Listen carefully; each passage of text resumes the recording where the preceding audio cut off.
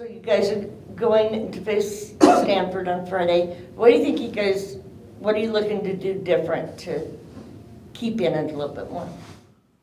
I know us as a post, we're going to try to stay out of foul trouble because we can play our aggressive defense that way. Because me as and Bray all had 3 fouls in the second quarter, so we couldn't trap on ball screens and do none of that, for the rest of the game, pretty much. And that means having to try to guard Cam and Kiki without fouling. I mean, how do you do that?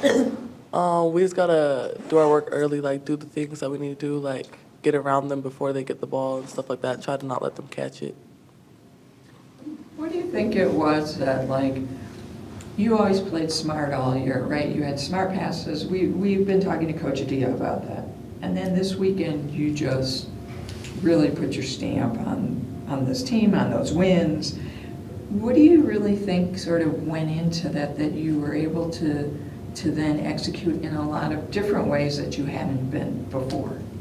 I feel like it's just a confidence thing because I used to be a scorer in high school, but kind of my college experience, I've had coaches that just told me we need you in there for defense, so I haven't really thought to be an offensive threat. But Adia's been telling me they need me to be an offensive threat while I'm on the floor, so I've just been working on it every day. Your defense hasn't, you've been able to do both. You did a lot of really great defensive things and stops and moves, especially in the 3 overtime game in that last overtime, that last extra period. You did things that you were just all over the place, whether it was the end of the second overtime and you secured a ball, you stripped a ball, you pulled down some rebounds, stuff like that.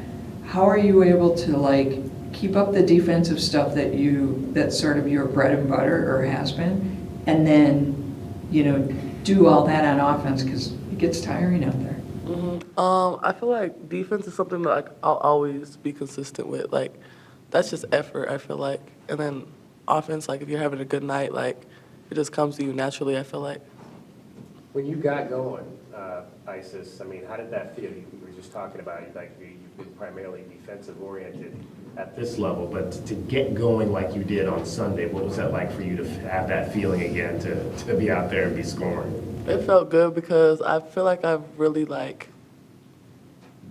been really passive offensively in my college career, so it felt good to just do what I used to do in high school.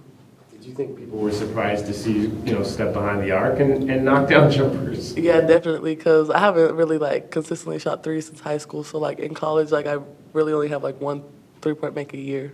So yeah, I think it wasn't on the scouting report for sure. How would you describe your journey? 4 schools, ending up here, the road that it's taken to get to this point in your career.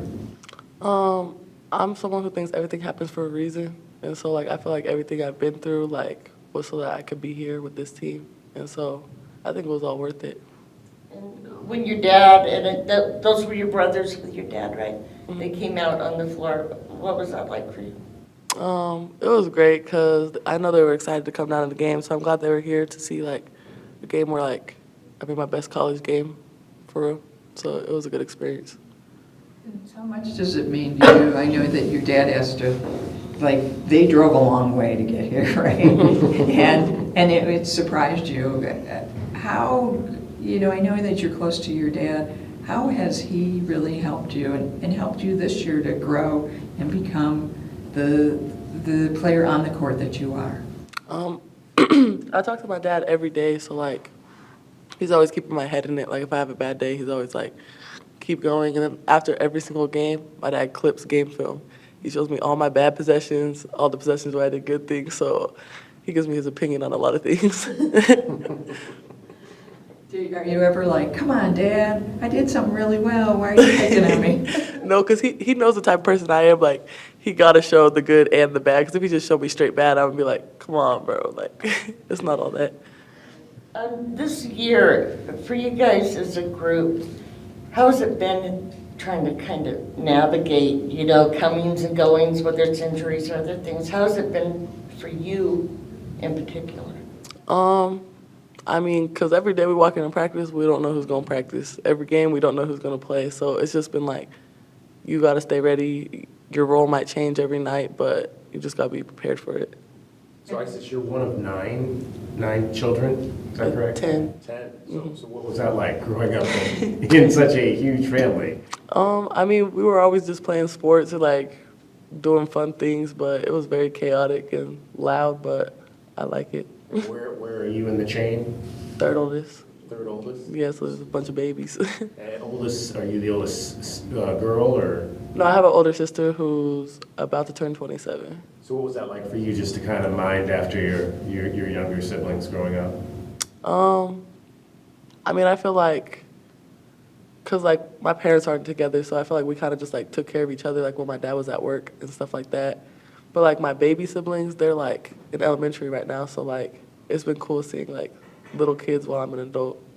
Is it hard to be away from home and be away from your brothers and sisters? Yeah, but I be FaceTiming them every day, so I feel like I'm glad technology keeps us connected. What do you talk to your little sisters about? Basketball, like they love basketball and they love watching my games, so that's what we talk about a lot.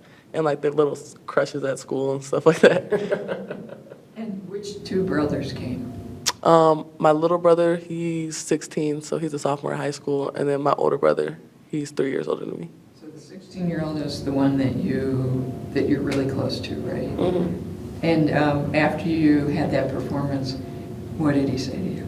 He was like, I said, you gotta come back next year. You gotta go pro. He was just super excited. Adia said that, you know, she wants you back, but she doesn't know whether you like school enough to come back. Is that how you feel? Yeah, because like I already have my degree, and so like taking the classes I'm in right now isn't the easiest thing for me because I kind of feel like I'm doing it for no reason because I'm not pursuing a master's right now. So yeah. So, I mean, are you leaning towards, or are you just going to wait until after and then think about it, or are you leaning towards leaving, or what are your feelings? Yeah, I just haven't made a decision yet. I don't know. I'm going to just see how this season goes and see what options I have, like career-wise at the end of the year. So how does that work in terms of, so you're taking classes, but you're not pursuing a higher degree? You're just taking classes to take classes? Yes. So like it really just be taking classes to stay eligible. So what classes? I would think then you would have the option maybe to take something more enjoyable, or how does that work? Yeah, like, I mean, right now I'm in freshman classes because I said put me in the easiest classes. So yeah, like I'm in classes with Brea and like, so we be having the same classes, so it's funny. They have you as a non-degree seeking graduate, is that what they have you as? Yeah. How many years can you do that? Is that just 1 year or multiple years? I mean, you can do it, I think, as many as you want to. Yeah, it's pretty open. What are your thoughts for when you finish, whether it's this year or next year? I mean, do you want to go pro? Have you thought about, like, do you want to coach? Do you want to do something completely different? I want to get my real estate license, so like I definitely want to get into like the real estate field, but I don't know if I want to try to go overseas or not yet. I don't know, I'm very just up in the air right now. You've been all over the country. I mean, what's that been like for you being in so many places? It's different because it's different types of people everywhere I've been. So, but I think it's cool because like now I know people from different areas and like I'm connected and have friends and I know different people. So I've enjoyed it. And being with Ez, I know you didn't play that last year. She was there, but you were teammates. What's it been like being on the court together as, you know, teammates again? It's been cool because we've always been close, and so like I feel like we have like we always know where each other gonna be and stuff like that. So it's been really fun.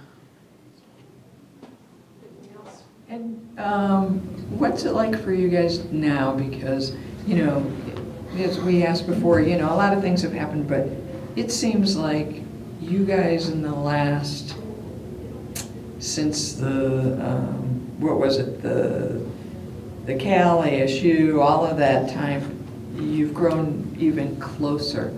And you can see it on the court, the connection. What do you think? Was that just timing, or was it just that you banded together and said, we don't care what you throw at us, we don't care what's happening, we're going to play together and that's it, and we're going to have fun? Yeah, because I feel like we've had multiple Pac-12 games where we've only played with 7 people. And so I feel like you just gotta be real, like, trust everybody and know everyone's gonna do what they need to do. And just have fun, because, like, we're gonna be tired at the end of some games, so, like, we're not gonna be able to have energy to go with some teams. And so, like, if we have fun, though, like, we really don't care if we lose. Anything else? All right. Thanks, Thank you.